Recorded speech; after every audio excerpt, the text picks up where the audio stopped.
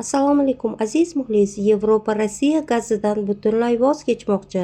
Yevropa Ittifoqi 2027-yil oxirigacha Rossiya gazi, jumladan suyultirilgan gaz importini to'xtatish bo'yicha choralar tayyorlamoqda. Ma'lum qilinishicha, Yevropa Ittifoqi uchun asosiy muammo Rossiyadan suyultirilgan gaz yetkazib berishning ko'payishi bo'lgan. Bu esa Gazpromning quvurlar orqali yetkazib berish qisqarishini qoplagan.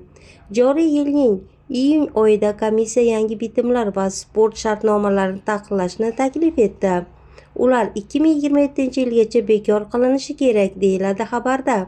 Qayd etilishicha, importning katta qismini qoplaydigan uzoq muddatli kelishuvlar ol yoki to'la shartlari tufayli murakkab masala bo'lib qolmoqda. Agar Yevropa Ittifoqi AQSh, Qatar va Afrikadan muqobil yetkazib berishni ta'minlasa, Rossiya gazlarini 2027-yilgacha bekor qilish rejalashtirilgan. Manbalarga ko'ra, Rossiya gazdan voz kechish global suyultirilgan gaz ishlab chiqarish quvurlaridan o'sishi tufayli narxlarga keskin